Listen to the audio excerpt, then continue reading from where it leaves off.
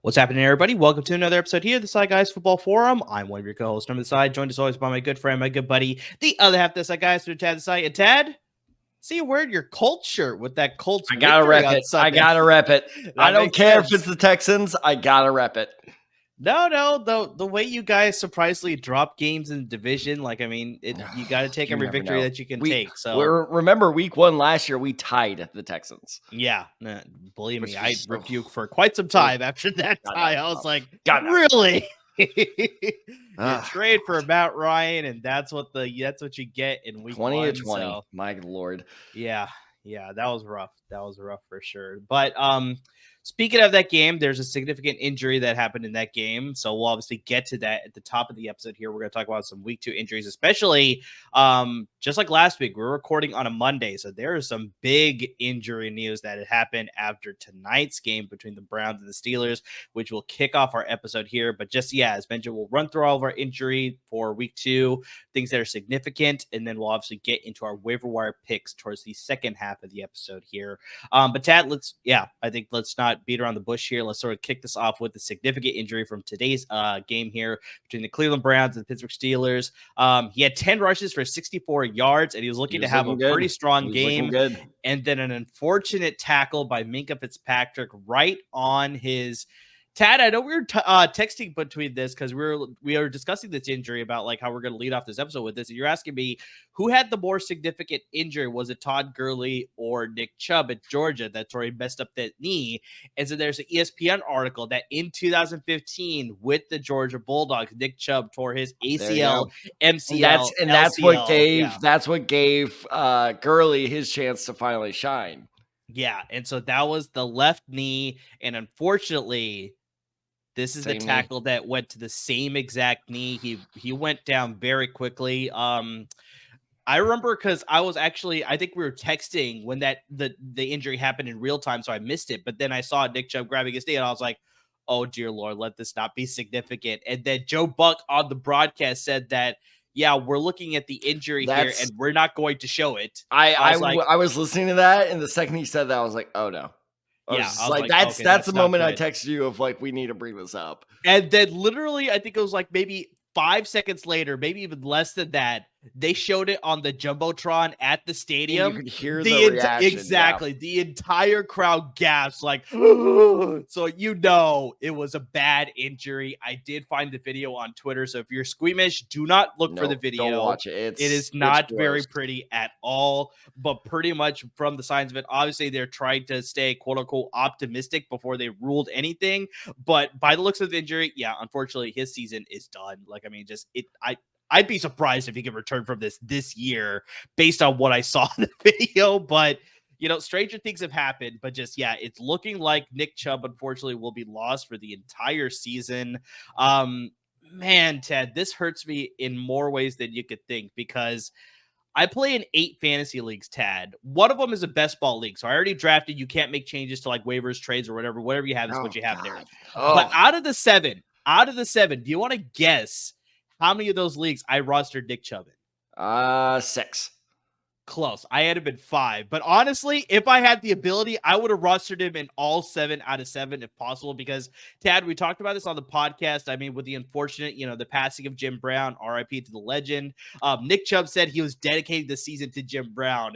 And me and you both were like, I'm all aboard that train. I'm like, for me, it wasn't the dedication. It was him going, I'm not wearing gloves. I'm like, okay. That too. All right. Exactly. Like, all right. It was the combination of so many things. Obviously, Kevin Stefanski and that offense. It was just like, this guy is just going to take it to another level this season. So I was like, I want all my shares of Nick Chubb if I can. So unfortunately, I was only able to draft him in 5 of my 7 leagues. But in those five leagues now, I have to make quick adjustments as far as what I'm going to do to replace him. immediately, Tad. Like, I mean, I don't know if you were watching the rest of that Browns-Steelers game, but just in that game, right you saw Jerome Ford. He was getting very heavily involved. I think he scored the touchdown on that play when the Browns were driving and Nick Chubb got hurt. It was not the touchdown. It was the 2-point conversion on the touchdown.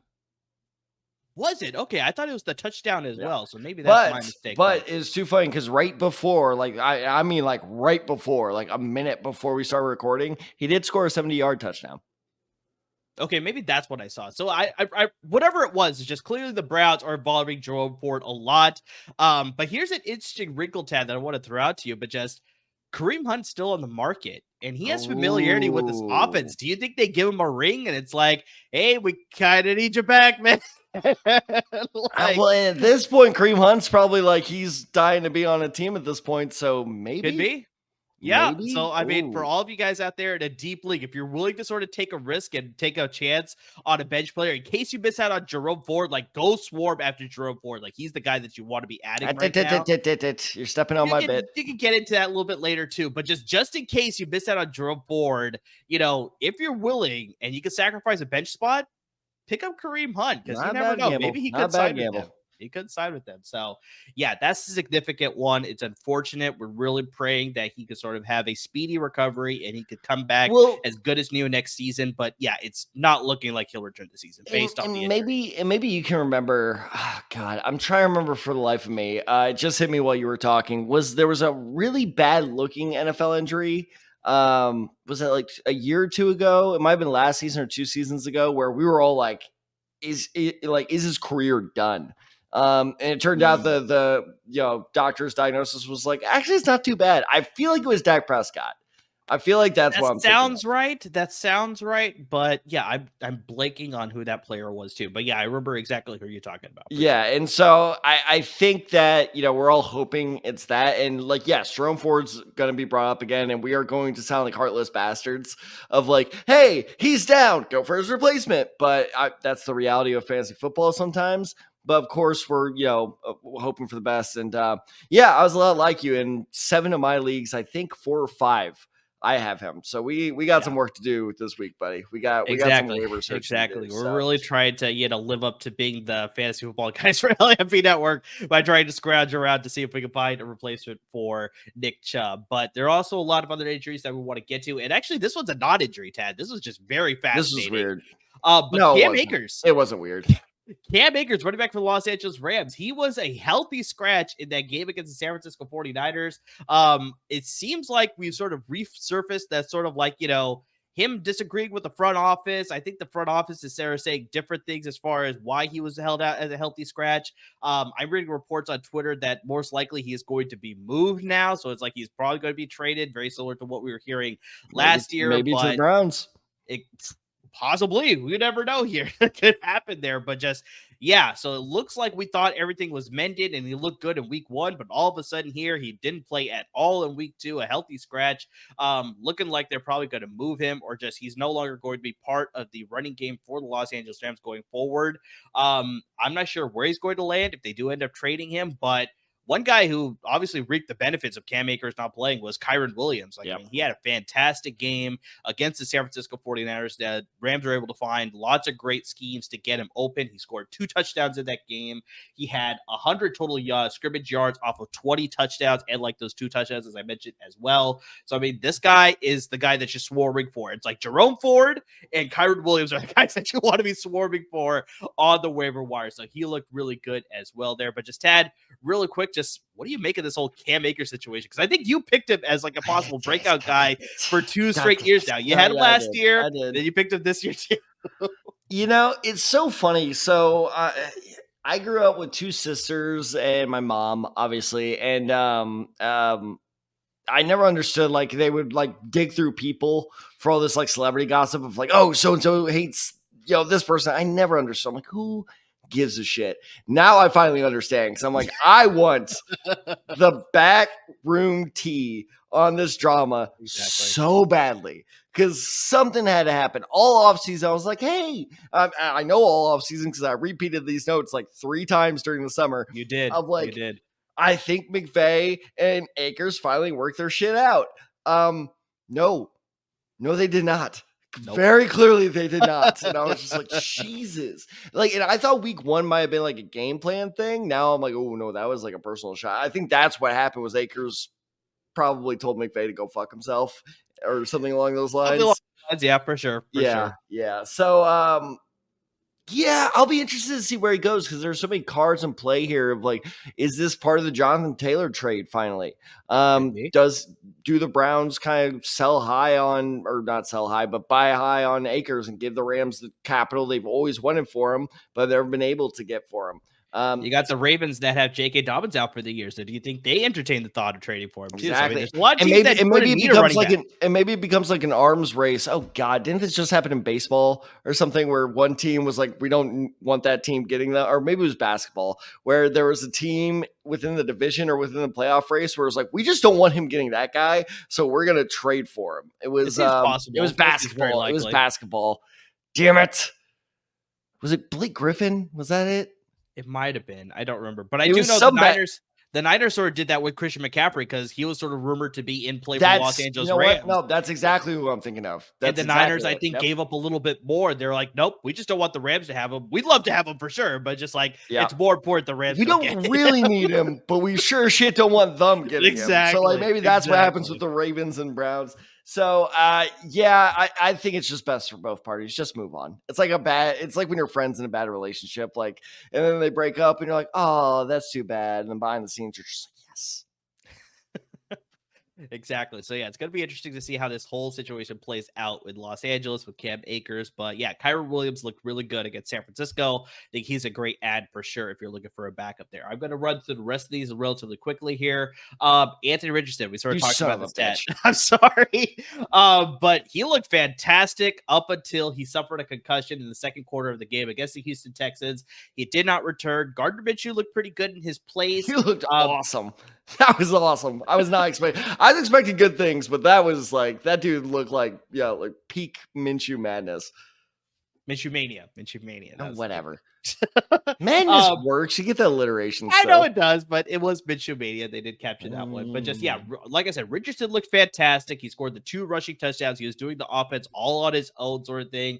Fortunately, took that big hit, suffered the concussion. I'm not sure whether he's going to be healthy to play in week 3. TBD. There's rumors that with him There's rumors that with him being obviously a high-profile quarterback, they want to make sure that we don't have like a Tua situation from last year, that there's a good chance that he may miss week 3, but obviously those are still rumors right now, so it's nothing finite right now. Also, Tad, like we talked about this, like, can he sustain this play style going forward too? Because it's already been. Because you got to remember there was the knee situation at the end of week 1. Exactly. In week 1. Exactly. And so it's like now you come into week 2 and he's playing very physically. I know he's trying to put the offense on his back, but you also have to know your limitations as well. That's just like, yeah, I can't sustain this for an entire season, an entire career, what have you. That's like, I need to sort of dial it back just a little bit. And I didn't know this, but apparently Trevor Lawrence, after week 1 during the post-game handshake, was like, hey, man, you're really good. You need to stop doing that. Yeah. He was like, apparently the quote was, the hits are bigger up here. So, like, you need to stop doing that. And that's why I didn't want us to take Richardson, was because if he stops doing that, he's got nothing. He's not a good enough thrower. It's like a more physical Justin Fields, and we're seeing how Justin Fields is working out so far. So it's just like, shit. Like, I'm hopeful, but it's the definition of cautiously optimistic. Exactly. So, yeah, if he can't go, then, I mean, Minshew would be a good start, I think, but they're also playing the Baltimore Ravens this week. Yeah, so that's why I'm like, So I'd probably go away against Minshew this week, and I'd probably just pick things up after into week 4, possibly. Richardson hopefully should be back. Maybe Minshew will be good to go by then, but just, I would not trust Minshew or Richardson this week against the Baltimore Ravens. Now we're getting to the Detroit Lions. David Montgomery, he suffered an injury in the third quarter of the game against the Seattle Seahawks. He did not return, and it looks to be, I'm hearing different things. I'm hearing it was a thigh bruise. I'm also hearing from himself in his media session that it was a calf injury. It could be a combination of both, but pretty much what this means, he's not going to be playing for at least 3 weeks. So he's going to be completely out for 3 weeks. So you need to make some adjustments there. I think this is good news for Jahmyr Gibbs, roster managers there. We're sort of waiting for him to get more involved in the offense. This is his opportunity now that he can sort of take a full stranglehold of that offense. That even once David Montgomery comes back, he'll probably be involved, but maybe not to the same extent that he was being involved in the game plan, like in week 1 and then obviously in week 2. But yeah, Jahmyr Gibbs has a good chance to capitalize on this opportunity. The backup is Craig Reynolds. He did get a little bit involvement in that game against Seattle, but I don't think this is a guy that you need to be clamoring to your waiver wire to go after. I think it's pretty much going to be all Jahmyr Gibbs, maybe sprinkled in with a little bit of Craig Reynolds. He may vulture a touchdown here or there, but just I don't think he's going to be anything super significant in fantasy leagues. It's 100% going to be all Jahmyr Gibbs. Probably lean a little bit more of that passing offense as well. So maybe you go after a guy like Tad, you brought him up, Josh Reynolds in the passing game. So instead of Craig Reynolds, stop stepping on my picks. I'm sorry, but instead of going for Craig Reynolds, go for Josh Reynolds. That'd be a good pick there. Obviously, Khalif Raymond would be a good supplemental piece too. Most people probably already drafted him on or say Brown. Marvin Jones could be a sneaky pickup too, and Sam Laporta might be available in your league as well. So told you guys last week to do that. So that's a Detroit situation. Sticking with the running back position, we're going to go to the New York Giants. Saquon Barkley, he got his ankle rolled up in that final drive against the Arizona Talk Cardinals. about catch-22. Like, yes, no. Yeah, that was but we won. He had an amazing spinner Rooney, and he got a first down, and it was just fantastic. Time out. Spinner Rooney. Oh, come on. You never watched wrestling with Booker T? Come on, dude. That's a classic. Spinner Rooney. The Spinner Rooney. Oh, my God. We're going to, you know what? We're going to do, the Bechdel test. Have you ever heard of that? I'm not familiar with that one now. Okay, the Bechdel test is when people are like, how, feminist isn't the right word, but how woman positive is this movie? Is the woman dependent on the man? And there's a certain criteria. We now have the Chauncey Talese test. I'll reach out to Chauncey. We'll see if he says it's a good reference. I will forgive you, but he will now. That's a I 100% think he'll love it. He'll love it. I guarantee you he'll love that one. But just, really the play before, he had a great move to get to the first down and continue the drive. And then literally, I think it was a couple plays later, he unfortunately gets his ankle rolled up. He gets carried off into the sidelines. He throws his helmet down in frustration. You can clearly I thought it was way more serious when he did that. Yeah, I obviously thought it was more serious. Obviously, he could feel his pain, so maybe he thought it was more serious too. But it looks like it's just a mild ankle sprain. It's not a high ankle sprain that'll keep him out for a lot longer. But we got confirmation today based off the MRI results that he's also going to be out for 3 weeks. So also, even if he was going to be healthy or could have possibly gone on the short week, I bet you the Giants would have held him out because they want to keep him long-term. They're playing on Thursday night against my San Francisco 49ers. Not a great matchup at all. So I bet you they would have kept him out. But in this case, they're keeping him out for 3 weeks.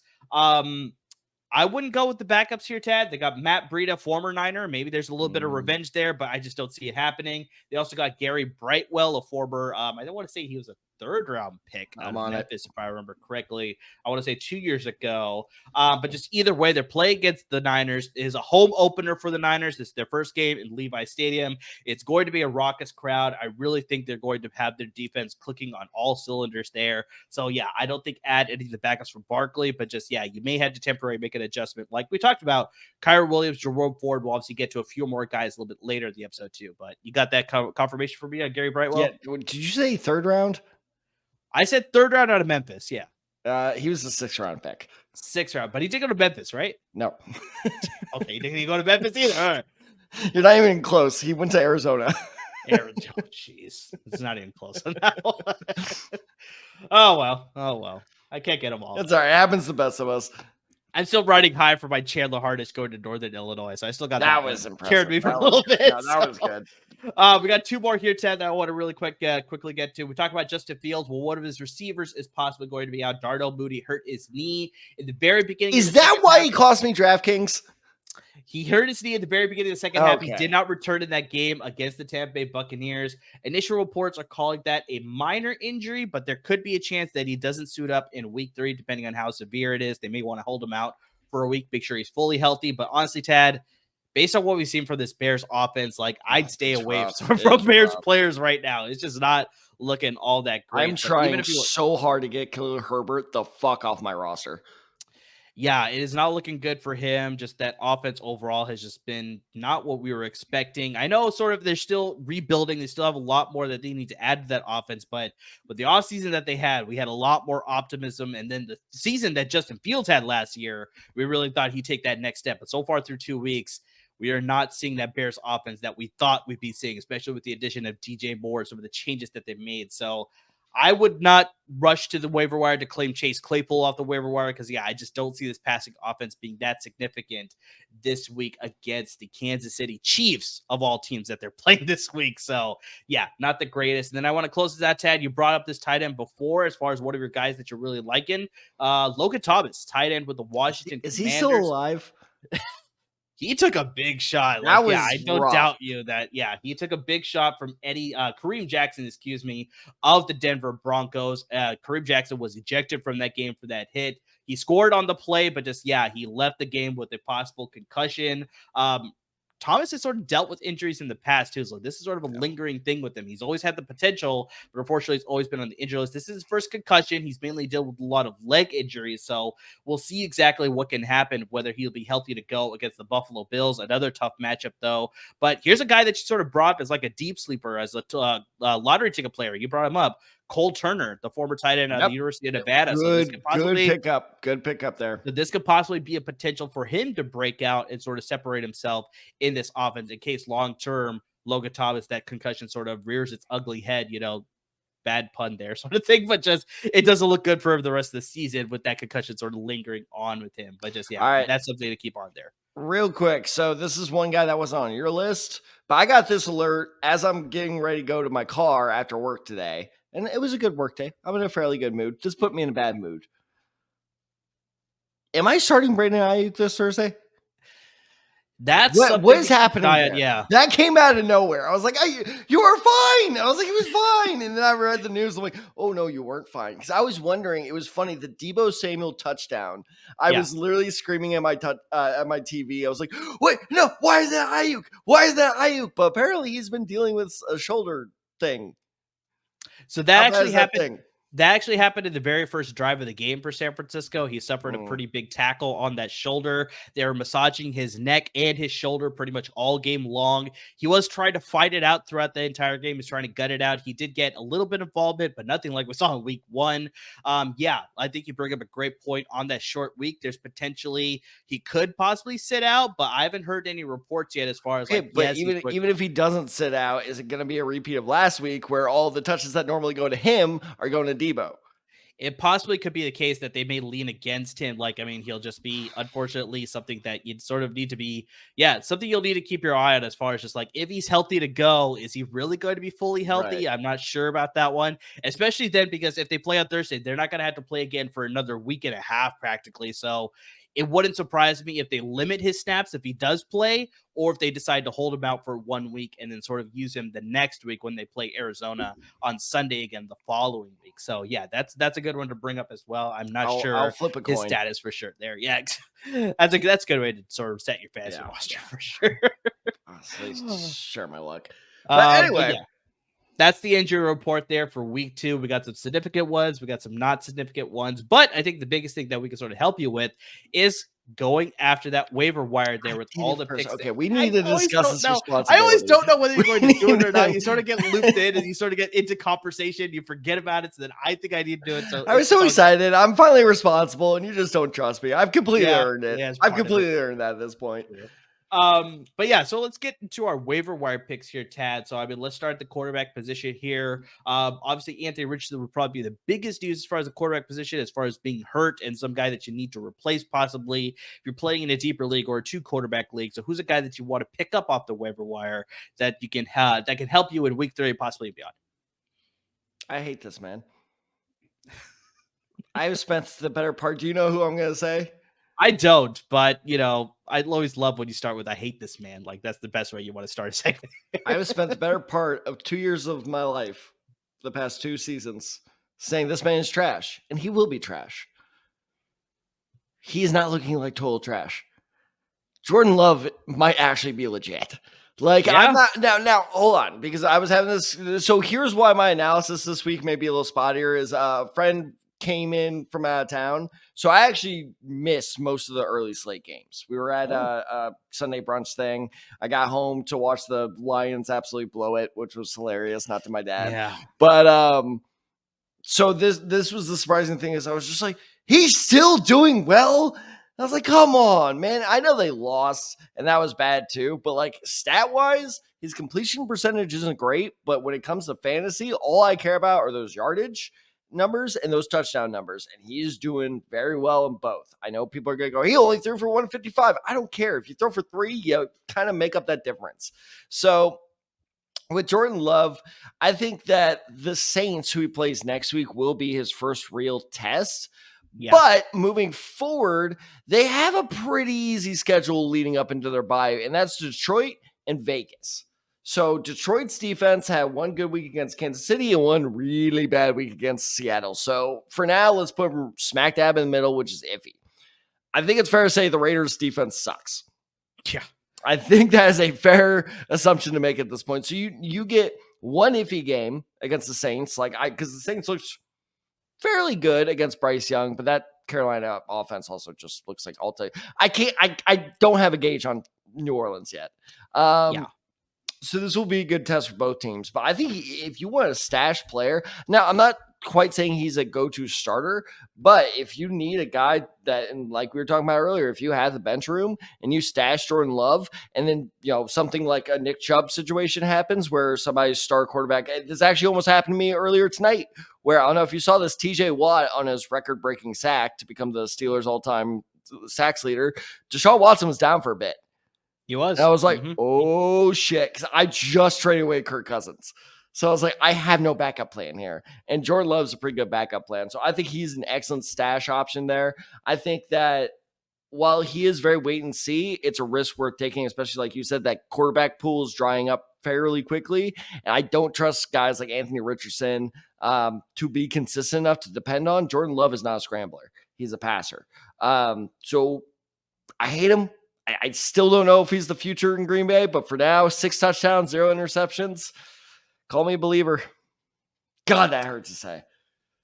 Yeah, he's not getting yardage, but exactly like I said, he's making it up with the touchdown passes. So he had 3 in the first week. He had another 3 against Atlanta as well in the second week. So yeah, he's getting you the touchdown passes. So that's definitely the big thing there. Yardage will come, I think, with a little bit more time. But yeah, this is a big test here with them going against New Orleans for sure. Because yeah, they allowed their first touchdown against the Carolina Panthers in this game tonight. They barely allowed that touchdown. I don't know if you saw that. True. Like Thielen, but they didn't let up a lot of the short yardage. So That's I mean, true. It was very interesting their defensive coverage during the final seconds of that game. But yeah, I think they had the game in hand, so that's part of it too. So yeah, we'll see what sort of Saints defense we're going to get against the Packers there. So, but yeah, good addition there. So Tad, I'm going to stick to the NFC North with my pick here. This guy is sort of more rostered in both ESPN and Yahoo leagues, but it's still a guy that this is sort of your last week to sort of get on board with this guy. And Tad, you brought him up as one of your bold predictions. This is Jared Goff, the Detroit Lions. And so you made the bold prediction. I got so mad at you while I was doing research. So of course, Amir got his picks in first, and while I was doing research, I looked up Jared Goff's ownership number. I know that's not the proper. What's the proper term? Roster number. Yeah. Well, roster, whatever. But his roster percentage, and I was like, "That's so low." And I was like, "Sweet, Jared Goff," and I was like, "Wait a minute, that sounds familiar." And I just scroll up like, "You bastard." Yeah, so he's rostered in 51.8% of ESPN leagues and a lot higher in Yahoo leagues, 76%. So I mean, through 2 weeks of NFL action, Tad, Goff is tied for 10th in the NFL among fantasy quarterbacks.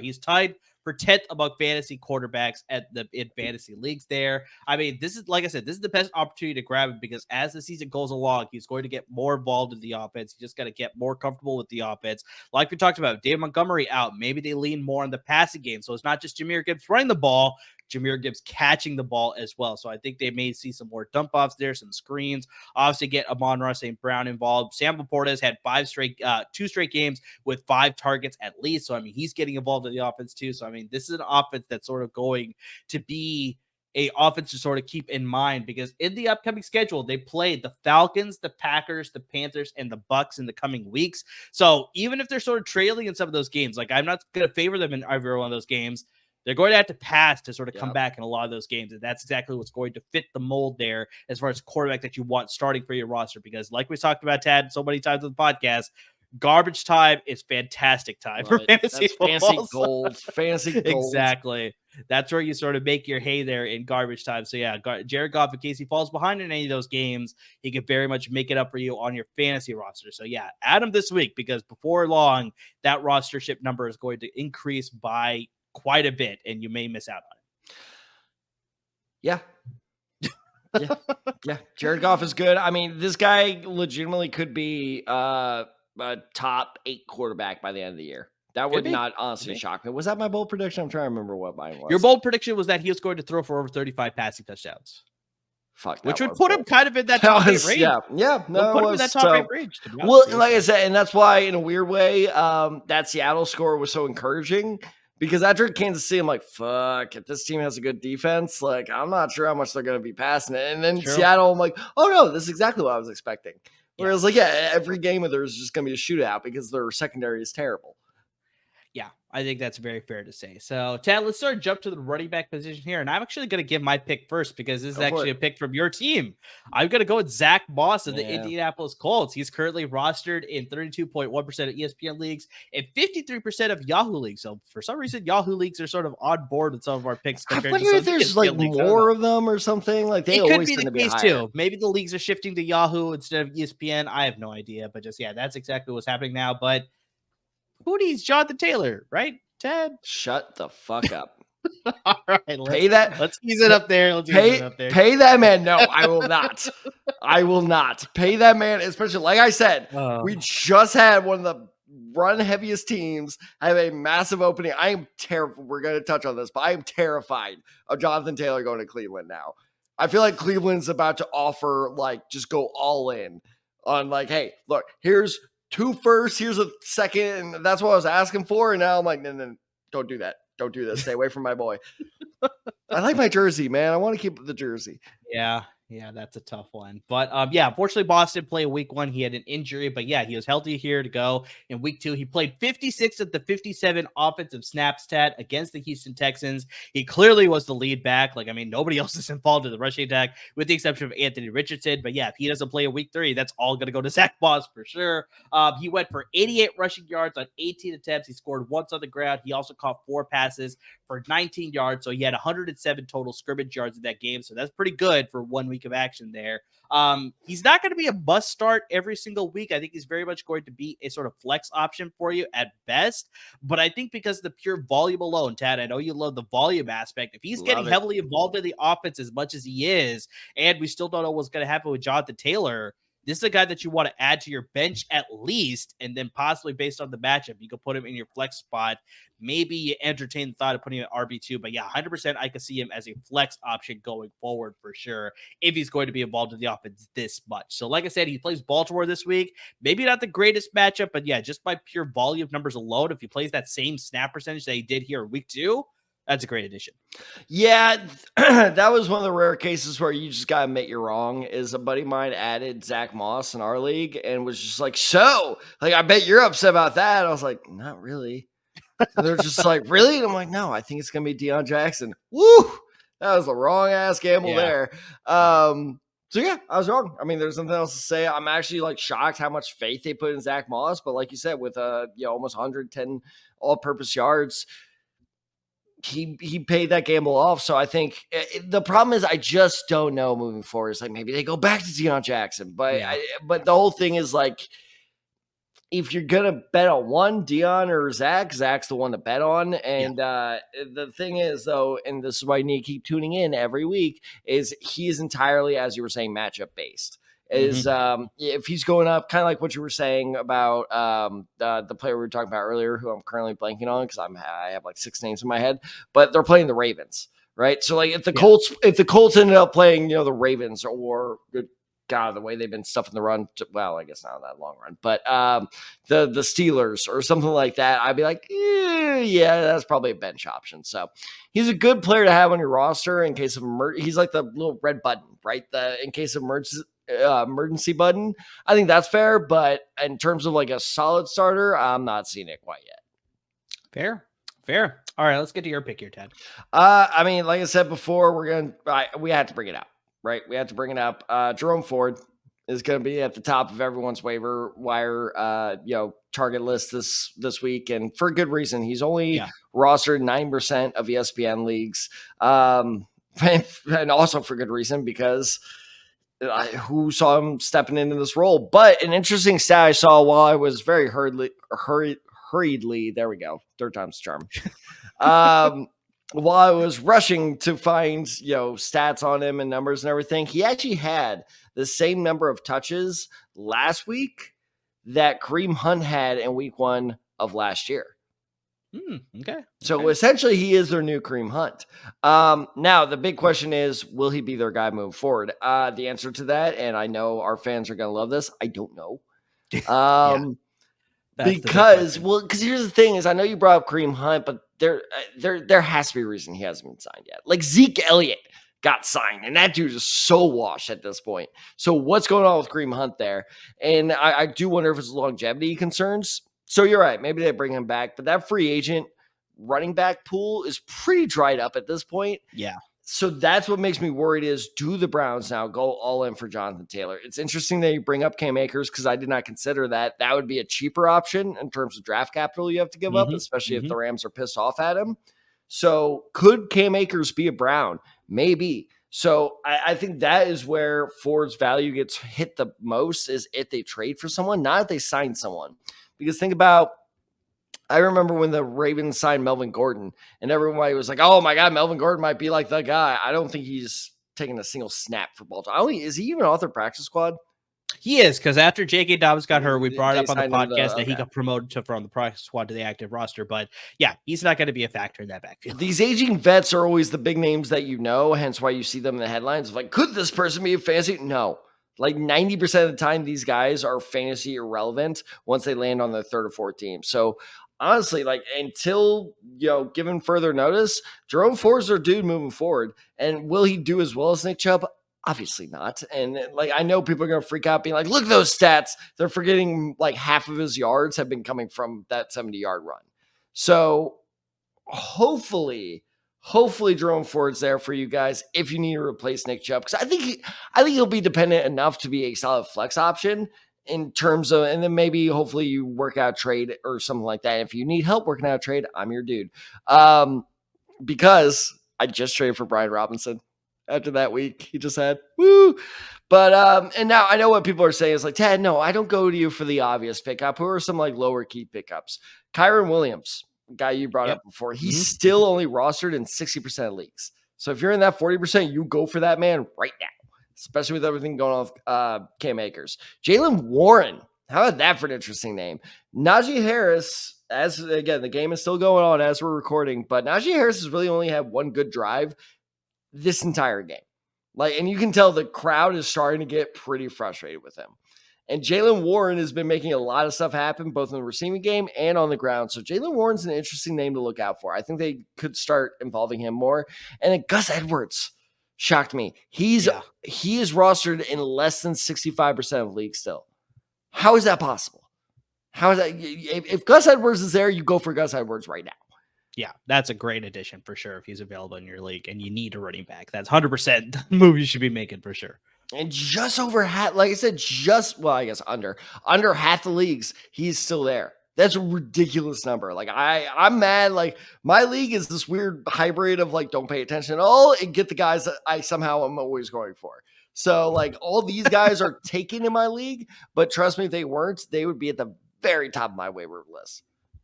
100%. So, Tad, let's get to the pass catchers here with the wide receiver and the tight end. So, who's your pick for a wide receiver pickup here in week 3? It's Josh Reynolds.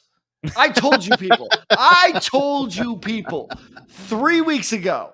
Josh Reynolds, look out for Josh Reynolds. What did I get? Oh, Josh Reynolds. I don't know. Oh, no, you have all these other receivers. Blah, blah, blah, blah, blah, blah. That's all of you doubting Who are me. these people talking to you? That is all the Twitter people and all the, Instagram, we didn't really get much of this, but all you Twitter people and all you YouTube people, I hear you. I read your comments. I see you. And you know what? I was right. Josh Reynolds is the number 2 receiver, unquestionably the number 2 receiver in the offense that is among the highest passing offenses in the league. I don't mean in terms of yards. I mean in terms of attempts. And attempts equals targets, and targets equals points, and points equals wins. It's simple Moneyball, people. I've seen the movie like 50 times. Trust me. My point being is Josh Reynolds is absolutely the dude that I promised you he was going to be. And in case you're like, wow, he's really patting himself on the back, you're damn right I am. Now, there are several reasons I like Josh Reynolds. Jared Goff is looking legit, as we talked about before. The Lions defense is looking iffy. Like I said, I'll meet them in between. One good game, one bad game. All right, let's go with iffy for now. So they're going to have to pass it a lot to stay in the games. He's the unquestioned number 2 option. I can't wait for this question of like, well, what about when Jameson Williams comes back? I don't care. Let's cross that bridge when we get to it. We got 5 more weeks until we get there? I think so, around there. Yeah, so we're 3 fine. or 4 weeks, Let's enjoy the 5 more weeks, and then we'll cross that bridge when we get to it. Legitimate concern come November, for sure, but November's a far way away. I'm a teacher. Trust me, these weeks drag through in the fall. We got time. So for now, he is a guy that is getting constant target numbers. He's had 13 targets over his last 2 games, plus 2 touchdowns this past weekend. So Josh Reynolds, I think this hot streak is going to keep going, and he's only rostered, I don't know if I mentioned this or not, in 4.7% of ESPN leagues. This is a borderline wide receiver 2 candidate, a definite flex candidate that is only rostered in 4% of leagues. And here's another thing is that wide receiver waiver wire is going to be so crowded. Even if you're let's say number 8, number 9, where you're doing pretty well, but I don't know, receiver go down, he could potentially be that steal where they're how do we let this good team get him again? I'm telling you, Josh Reynolds is the real deal this year.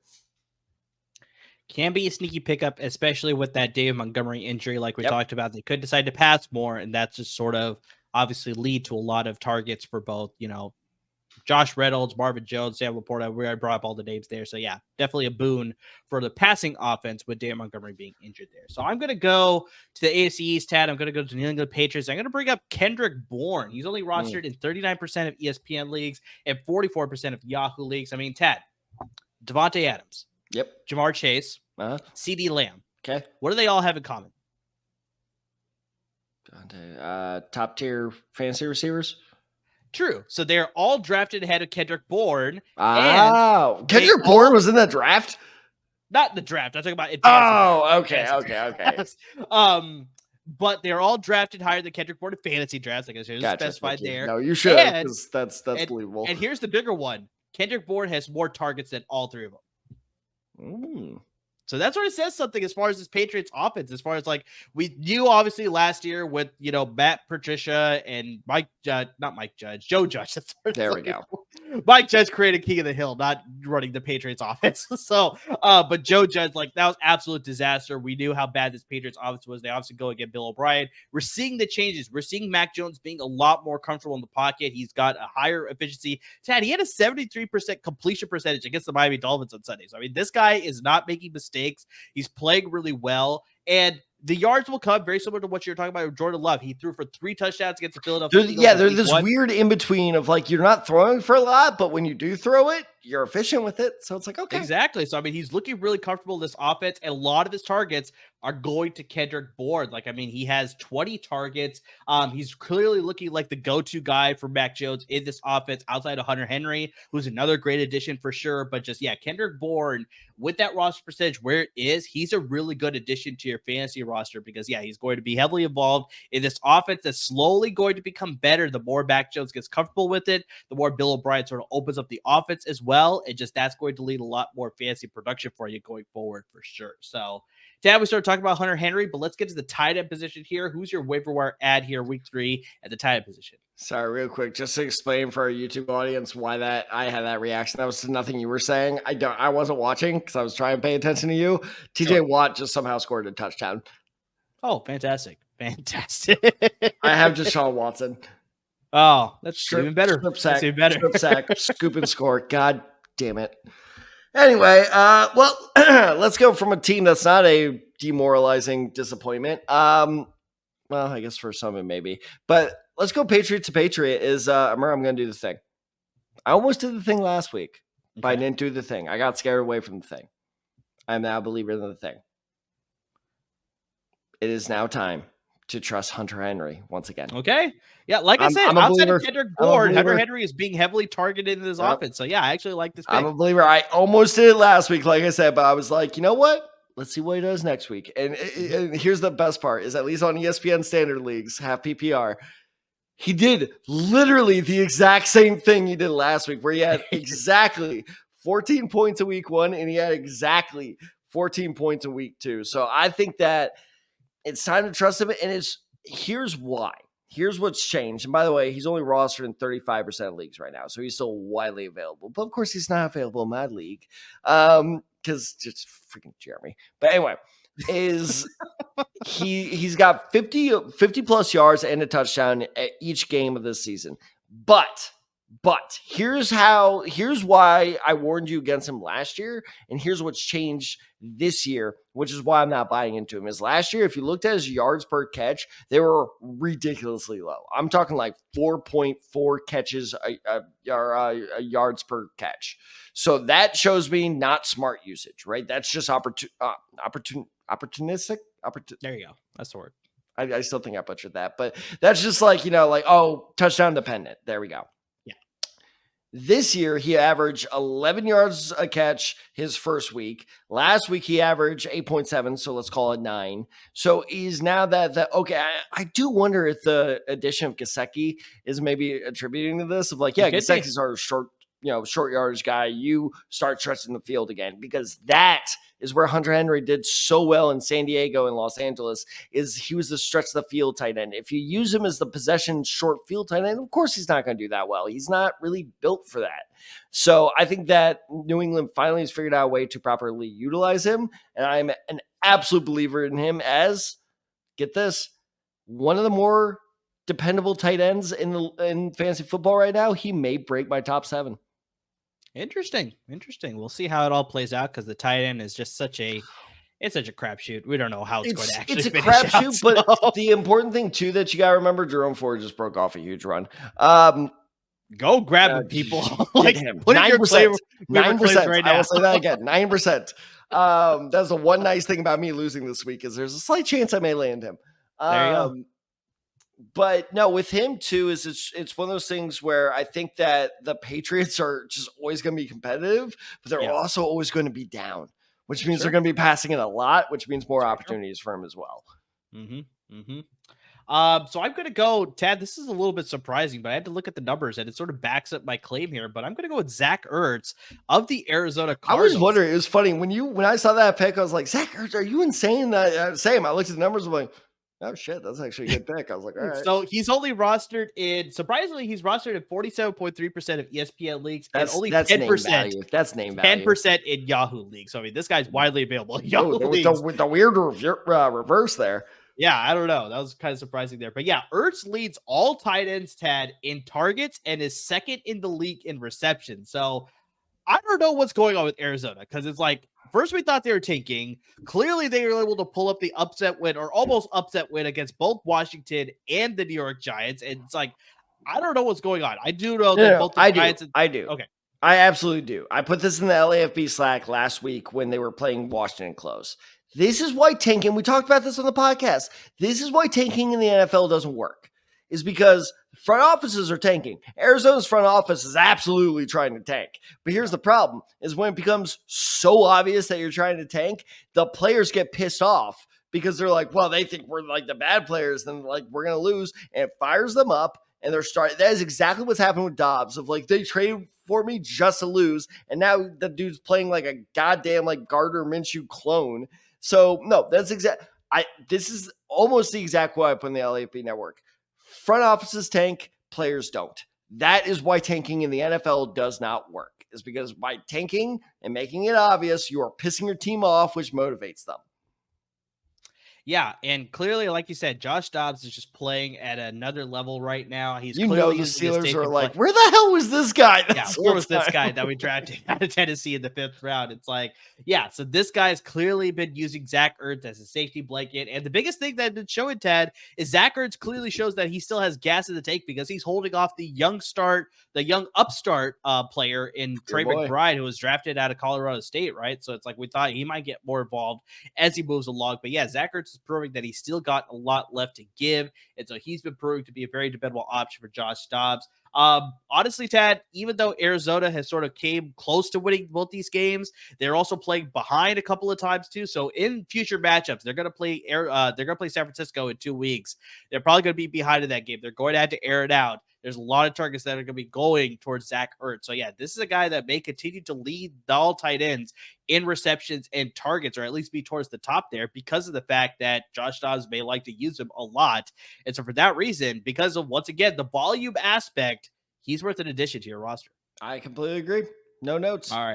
All right, Tad, let's sort of close this out here with our defense and our kicker options here. Who are you going with defense and kicker this week? All right, at defense, God, I hate the fact that I have to give them a compliment 2 weeks in a row, but I'm going Jaguars. That Jaguars defense is pretty solid. I was debating between this one and the pick that I had, so yeah, this was a good pick. And I was surprised at how low the roster percentage was. See, I got it right that time. It's 12%. Yeah, it's pretty low. I was like, holy shit, that is low. So they had 11 points against Indianapolis. They had 8 points against Kansas City. They held Kansas City to 17 points in the actual game. And here's the biggest thing for me, though, is they are forcing multiple turnovers in both games. This, pass rushes, I'm not going to say like amazing, but one of your favorite former draft picks, but Andre Cisco, he came up with the I told you, I saw that. It's funny you should say that, actually, because like I said, I was at brunch with my friend, and that was the only game on TV. It was Chiefs Jaguars. And we're like, of all the games, like, why? That's a good game to watch, though. Kansas City, Jacksonville, why not? It was not. Okay, yes, the way it turned out, yes, it wasn't a good game, but on paper, it started. On paper, it was great, but let me tell you, like halfway through the first quarter, we're all like, shit. Yeah. But no, because I actually saw the exact player you're talking about. I was like, I knew he'd be good. I was like, I knew it. I'm telling you, you would have been first rounder if he didn't get hurt. But anyway, sure. So yeah, no, I think that Jacksonville is actually a really, really solid defense. And who are they playing next week? The Texans. Yeah. Oof, that's a rough looking offense, man. I didn't watch a whole lot of the Colts game, but the little bit I did, I was like, ooh, no, Texans still suck. So yes, it's boring, but go for the defense that's playing the Texans. That's still widely available. And who do they have after they play the Texans? The Falcons. And I'm sorry. This Falcons offense, there's no way they are legit. I'm calling phony. I feel like the Family Guy, character where I'm like, you're a phony. He's a phony. There's no way. Both those impressions were terrible, by the way. But there's no way that Desmond Ridder is for real. Like, I refuse to believe it. Like, he looks way better than even I gave him credit for. And we were both fans of him coming out of the draft. Like, I don't believe in this Falcons offense. So I think eventually they'll collapse. And I think the Jaguars will be the start of said collapse. In terms of kicker, my friend, you got yourself a kicker. I laughed in your face when you drafted him, but good God. I will tell you, honestly, the way the preseason was going too, like, I was like, oh my God, did they really screw this up like so many teams have passed? So I was like, but yeah. So for the uninitiated, it is Jake Moody, the kicker with the San Francisco 49ers, who is rostered in just under 34% of ESPN leagues. I am not going to lie. I had that text ready to go when they were lining up for it. And correct me if I have this yardage wrong. When they were lining up for that 57-yarder. Yeah. I was ready. I had that text ready to make fun of you. It was good and then some. And I was like, that was the moment I knew. I was like, okay, I got my kicker pick for the week. I was just like, well, and the big thing with him too is, so he's had 6 total field goals over the last 2 weeks. So for whatever reason, call it that Brock Purdy's not the end all be all. He made a couple not great overthrows, but he still looked good. Don't get me wrong. But I think the biggest concern with Moody heading in, other than misses, is the Niners offense just going to be so good that all he does is kick extra points? I think we got our answer where, like, no, like, you guys are still going to give him plenty of opportunities to hit those field goals as well, to what I call create the perfect blend kicker of he gets a blend of just enough extra points to add that cherry on top. Oh yeah. But also enough field goals to actually get you above that 10-point mark that you want. So Jake Moody, honest to God, I have, who's my kicker right now? I have Cameron Dicker, who actually almost made my pick for this episode. I may drop Dicker for Moody. There you go. There you go. Yeah, actually, on that 57-yarder too, like they flashed the camera to the sidelines too, and Kyle Shanahan was fired up. So I think Shanahan is starting to gain a lot more confidence with Jake Moody too. So there may be situations where he may be a little bit confident. That's like, all right, we got to go with the 55-yard field goal. I trust my kicker now, as opposed to the preseason where he was like, I don't know what I got this guy. Did we make the wrong pick? Which I felt as well. Most Niner fans felt as well. But yeah, so far through 2 weeks, he's been looking like the real deal. Like he's going to make it pan out as that 3rd round pick by the 49ers here in the most recent draft. So yeah, keep my fingers crossed that everything stays the way that it is. So my defensive pick, I was debating between the Jaguars, but this was my other pick that I decided to go with. It's the Kansas City Chiefs. They are rostered in 9.7% of ESPN leagues and Yahoo's 39% of leagues in Yahoo there. So Ted, we talked about this team, the Chicago Bears. They're just not looking like a very complete team right now on offense. They were one of the teams that we talked about consistently in the offseason with all the moves that they make. And the trade, obviously, from the number 1 overall pick to number 9 with the Carolina Panthers trading up. It's just like, yeah, they are tied right now for the 10th fewest total points scored in the league through 2 weeks of game action. I mean, the Chiefs now have Travis Kelce back on offense. They re-signed Chris Jones. They're looking to sort of like, a get back in form game. And that's exactly what's going to happen here against the Chicago Bears. They're going to be able to just do whatever they want on offense, which will lead to the offense for the Chicago Bears to try and play catch up in a track meet. Defense will be able to shut them down. I really like them as a fantasy defense here, the Kansas City Chiefs against the Chicago Bears.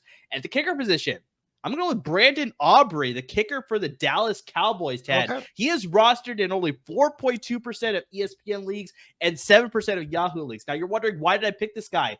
Aubrey is currently tied for 2nd in the NFL with the most field goals attempted. He's also one of 2 kickers, Tad, with at least 7 field goals attempted that has made all of his kicks. So, I mean, this guy has been consistent. He's making all of his kicks. What's his first name?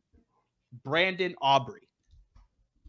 So the last name's a little bit weird, but the first name, Brandon. I mean, that's a pretty common name there. But the Cowboys also face a lot more tests coming up this week because obviously they played the first week. They played the Giants. Not really that much action for Brandon Aubrey. This dude used to be a soccer player.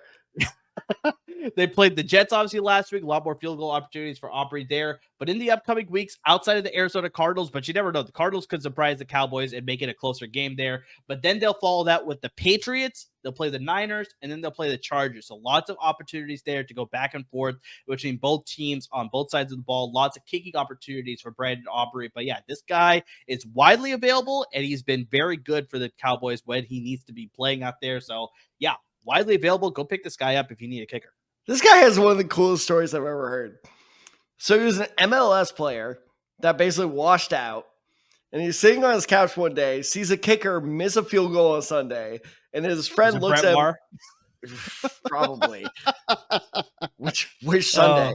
But his friend looks at him apparently and says, "You could do that." So he works with a kicking coach for a year. He gets drafted in the USFL, becomes the wow, God, what is it? Where is it? The all USFL team kicker. There you go. His team wins the championship, and he was obviously fired by the USFL because they collapsed. And let then go, not fired necessarily, but whatever. It's the same. Okay, I'm so sorry. Let go. Okay, let go. And it's like that meme of Jamal Adams going to the Jets facility and tries to open the door. He tries to, that's exactly what the USFL is. No, that's exactly what it is. And then he signed with the Cowboys about 2 months ago. That's crazy. He was also like a really good soccer player at Notre Dame, apparently. Okay, there you go. There you go. So former, dude, just get this guy on your team just USFL for that, that exactly. Story. Yeah. So why not? Why not? This guy can bring you a lot at the kicker position for sure if you need a kicker. So those are our waiver wire picks. That is the injury report for week 2. Like I said, we had some significant ones this week as well, with Nick Chubb and Dan Montgomery being out for a couple of weeks, Saquon Barkley being out for a couple of weeks. Like I said, with Nick Chubb, most likely it's going to be season ending, but obviously we'll wait to hear exactly confirmation on that one. But yeah, those are our waiver wire picks and our injury report for this week in today's episode. He had 15 goals at Notre Dame. Is that good? I mean, I don't know. Like over the course of the season, it's like, should it be higher? Should it be lower? I don't know. Like he had himself a hell of a senior year though, because he went from 0, 3-3-9 his final Okay. year. That says something then. Yeah, the steady increase. Okay, that's something you can sort of scale based on, but it's just like 15 goals is like, sure, I don't know. All I I'm know not is a like soccer guy at all. Messi is good. Yeah, that's the one thing that I sort of Messi know is as good. well. Miami is happy. That's all I know. But guys, that was our episode for today. But yeah, in case we didn't get to a pick that you want us to discuss, as far as like a guy that you're sort of considering off the waiver wire for your players, for your team, excuse me, let us know. Like, I mean, you see the ticker down below. It's coming right across there. You can find us on social media. Me at Desai23 on Twitter. You got Tad at TadSide94. You got the show handle at the Desai Guys. And of course on Instagram at the Desai Guys as well. So hit us up with your questions if you need more specific help. If you need IDP help, I play in an IDP league. So I mean, I can help you out with defensive players. I mean, we play in so many leagues that, you know, we could give you advice on your specific I leagues play in a Reaper league. Exactly. So if you need help attacking the waiver wire for whatever types of league you're in, whether you have a deeper waiver wire pool, whether you have a shallower one, we could find you some options to help you compete week in and week out, because that is our goal, to help you win your fantasy leagues. And that is what we're here for. So make sure you're utilizing us. Interact with us on social media. We're here to help you out with that. We got your sports bets covered as we get to later in the week, as well as our start and sits options. So make sure you interact with us for those options as well, in case we don't get to a game that you're interested in betting on, or in case we didn't get to a player that you're sort of wavering as far as who you're going to start and who you're going to sit. Hit us up. We're here to help you out.